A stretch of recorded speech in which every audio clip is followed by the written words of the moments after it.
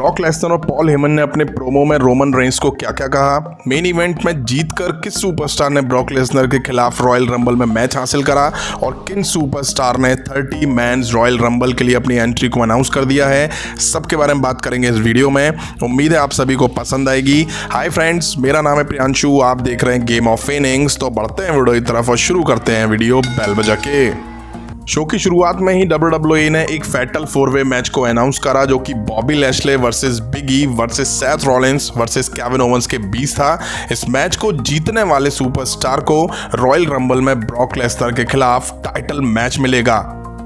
अब काफ़ी अंधेरा होता है और जैसे ही लाइट्स ओपन होती हैं तो रिंग में पॉल हेमन खड़े होते हैं, वो भी बड़ी ज़बरदस्त स्माइल के साथ देखते हैं।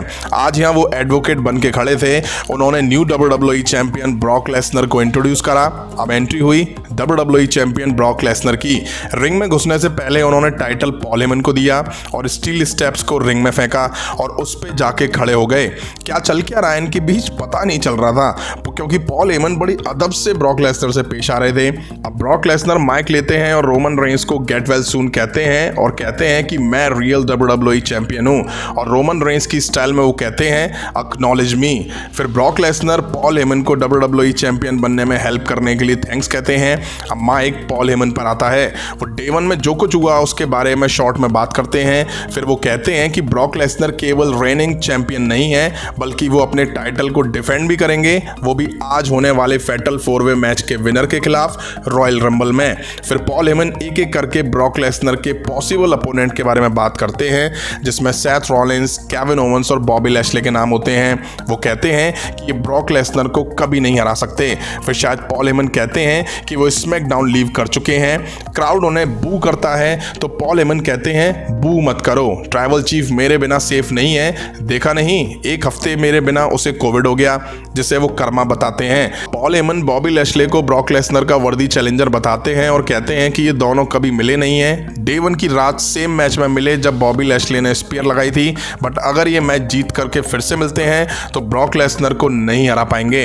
अब आते हैं इस मैच के बचे हुए एक और मैन पर, जिसके लिए कुछ भी बुरा कहने को नहीं है। पॉल हेमन उसके लिए थोड़ा रिस्पेक्ट दिखाते हैं और कहते हैं कि अगर बिगी रॉयल रंबल में ब्रॉक को फेस करते हैं तो वाकई सम्मान की बात होगी और तुम्हें लेसनर के खिलाफ हारते हुए भी देखना एक सम्मान की बात होगी। दोनों फिर साथ में वैसे ही दिखाई दिए जैसे कि पहले दिखा करते थे। अब बैक स्टेज रिडल और रैंडी ऑर्टन साथ में दिखाई देते हैं। दोनों मिगोस ग्रुप के बारे में बात करते दिखाई दिए। ऑर्टन कहते हैं मुझे नहीं समझ आता कि तुम्हारे इतने सारे सेलिब्रिटी से कनेक्शन कैसे हैं, बट मुझे इससे कोई फ़र्क नहीं पड़ता।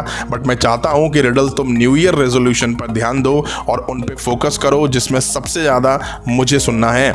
इसके बाद हमें alpha academy versus RK bro के बीच एक टैग टीम मैच दिखा। मैच से पहले रिंग में दोनों टीम्स आमने सामने होती हैं और अल्फा यहाँ RK ब्रो पर अटैक कर देते हैं। अब मैच शुरू होता है तो चैट गैबल रिडल के पैर के पीछे पड़ जाते हैं और उसी को टारगेट करते हैं और तबीयत से रिडल में मार पड़ती है। अब रिडल टैग देने ही वाले थे, तभी गेबल ने रैंडी ऑर्टन को खींच लिया और ओटिस ने टक्कर मार के रैंडी ऑर्टन को रिंग के बाहर ढेर करा। रिंग में रिडल ने वापसी की कोशिश करी पर ओटिस ने मूव देके यहाँ मैच जीत लिया। नेक्स्ट मैच हमें Reginald Dana Brooke versus Akira Tamina के बीच मिक्स टैग टीम मैच दिखा। अब ये मैच था क्या, अकीरा गलती से अपनी पार्टनर तमीना को धर देते हैं, रिजनाल्ड अकीरा को पिन करके मैच जीत ले जाते हैं। इससे ज़्यादा इस मैच में बताने का कुछ है नहीं है। इसके बाद हमें बेकी लिंच दिखाई दी। वो आके कहती हैं कि न्यू ईयर 2022 को लेके कुछ ऐसा है कि जो सब कुछ बदल देता है, भले ही लोग पिछले साल या पूरे 5 साल या अपनी लाइफ में फेल रहे हों। फिर वो कहती हैं रॉ वुमेन्स चैंपियन बनने के लिए न्यू ईयर रेजोल्यूशन वाले लोगों की तारीफ करती हूँ, लेकिन चैंपियन मैं ही रहने वाली हूँ। फिर वो कहती हैं कि मैं सच की एक घातक डोज देने वाली हूँ। लोगों को वो प्रमोशन नहीं मिलने वाला है जिनकी उम्मीद वो कर रहे हैं, जैसे कि पीछे की लड़कियां कभी चैंपियन नहीं बनने वाली हैं। और उन्होंने लिव मॉर्गन के साल के पहले दिन अपने प्रॉमिस को तोड़ने वाली बात कही। तभी यहाँ लिव मॉर्गन की एंट्री होती है। वो आके कहती हैं डे 1 में क्या हुआ उसके लिए तुम मेरी परवाह मत करो, मुझे इतना पता है कि ये टाइटल तुमसे मैं ही लेने वाली हूँ। बेकी लिंच कहती हैं हाँ हो सकता है कि तुम एक दिन चैंपियन बन जाओ, बट ये शायद तब होगा जब मैं रिटायर हो जाऊंगी। तभी यहाँ बियांका ब्लेयर की एंट्री होती है। वो आके कहती हैं यहाँ केवल मैं ही हूँ। बेकी लिंच कहती हैं मैं तुम दोनों को पीट चुकी हूं, जो कि रूटीन बन गया है। इसके बाद लिव मॉर्गन और बियांका ब्लेयर दोनों बेकी लिंच को फेस करने के लिए दावा करती हैं। इसके बाद बेकी लिंच कहती हैं तुम दोनों की दोनों मेरी रिंग से निकल जाओ। तभी ये दोनों मिलकर बेकी लिंच को रिंग के बाहर फेंक देती हैं और फिर आपस में भिड़ जाती हैं, जहां बियांका लिव मॉर्गन को केओडी दे देती हैं और बेकी लिंच आके बियांका को मैन हैंडल स्लैम लगा देती हैं।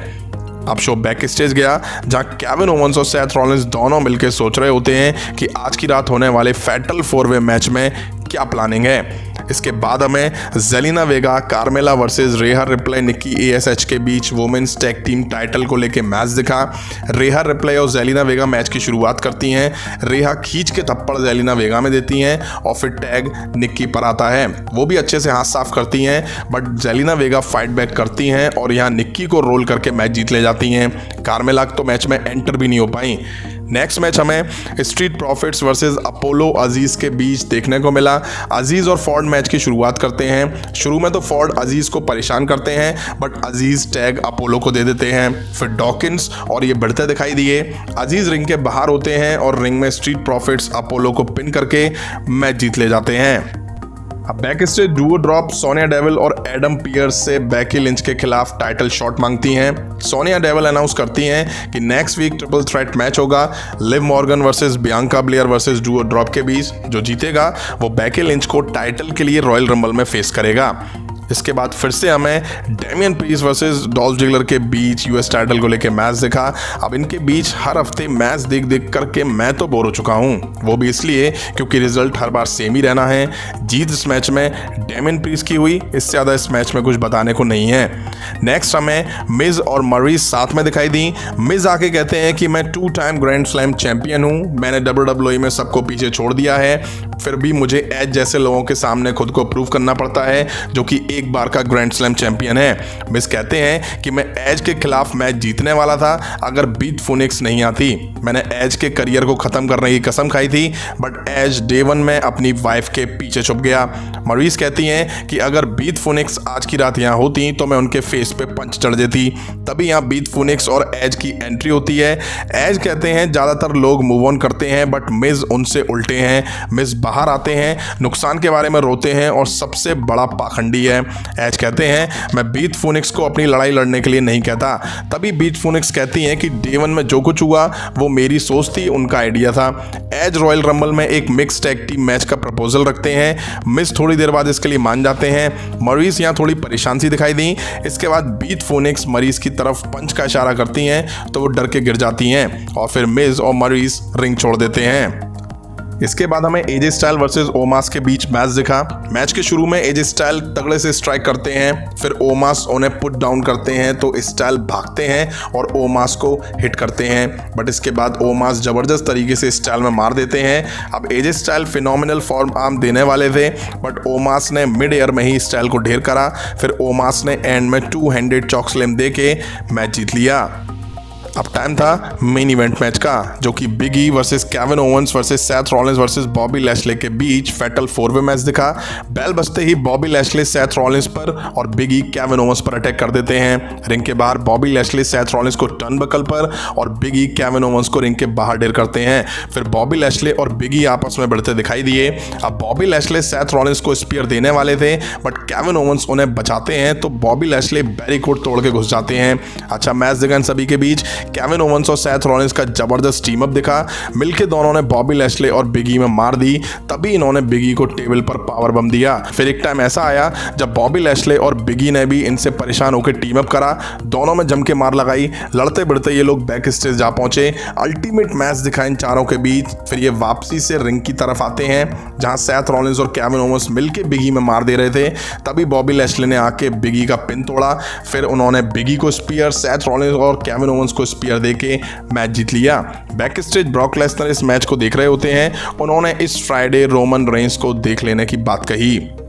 यहीं आज का एपिसोड एंड हुआ। काफी कुछ दिखा आज के शो में, जहां ओपनिंग ब्रॉक लेसनर ने करी और उनके साथ पुरानी स्टाइल में पॉल हेमन भी नजर आए। अब इन दोनों के बीच चल क्या रहा है, ये वाकई सोचने वाली बात है। वहीं रे मिस्टीरियो, डोमिनिक और स्ट्रीट प्रॉफिट्स के दोनों मेंबर्स ने रॉयल रंबल में अपनी एंट्री कंफर्म कर दी है। वहीं बेकी लिंच के खिलाफ 3 वुमेन्स ने दावा करा है टाइटल मैच के लिए। देखते हैं नेक्स्ट वीक किस वुमेन को मौका मिलता है। वहीं मेन इवेंट में फैटल 4-वे मैच जबरदस्त दिखा, जहां सैथ रॉलिंस और केविन ओवेंस ने कमाल करा, बट मैच एंड में बॉबी लैशले ने जीत लिया। अब finally Bobby Lashley versus Brock Lesnar के बीच रॉयल रंबल में मैच दिखेगा, जिसका सालों से फैंस ने वेट करा है। वहीं शो एंड होने से पहले ब्रॉक लेसनर ने इस फ्राइडे रोमन रेंस को देख लेने की बात कही है। देखते हैं स्मैकडाउन में क्या बवाल मचता है। आपको कैसा लगा शो, कमेंट करके बताइएगा। इस वीडियो में इतना ही। पसंद आए तो लाइक और शेयर करें, और इस तरह की इंटरेस्टिंग वीडियो के लिए चैनल को सब्सक्राइब करें, बेल आइकन को प्रेस करें। मिलता हूं नेक्स्ट वीडियो में। Thank you.